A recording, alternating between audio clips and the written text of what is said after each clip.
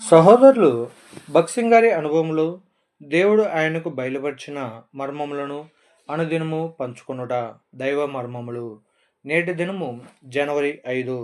నా దేవ, నీ చిత్తము నెరవేర్చుట నాకు సంతోషము. కీర్తనల గ్రంథము 40వ అధ్యాయము 8వ వచనము.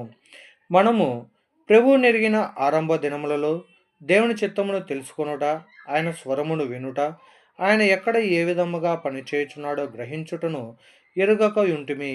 ఎప్పుడైతే ఆయనతో నడుచుచు అంతకంతకు సమీపముగా జీవించుట ప్రారంభించుదుమో అప్పుడు మనము దేవునితోడి పనివారమని తెలుసుకుందుము. 2 కొరింథీ 6:1.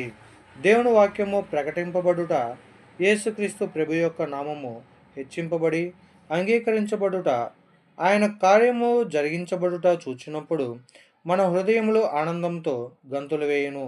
దేవుని యందు ఆనందించినప్పుడు ఆయన నామము, ఆయన సద్గుణము, ఆయన మహిమయే మనకు అత్యంత ఆనందదాయకము.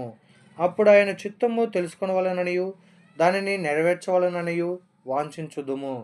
మనము సంతోషముతో, ప్రభువా, నన్ను ఈ స్థలమునందుంచుము, లేదా ఎక్కడికైనా పంపుము, నీ చిత్తమే జరుగునుగాక అని హృదయపూర్వకంగా యథార్థతో పలికినప్పుడు ఆ ఆనందమే ఆయన చిత్తమును జరిగించుట కొరకై మనకు బలముగా నుండును.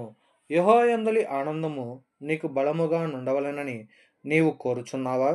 అట్లయితే దేవుని చిత్తము చేయుటలో ఆనందించుటకు నేర్చుకొనుము. సమయము తీసుకొని ఆయన చిత్తమును కనుగొనుము.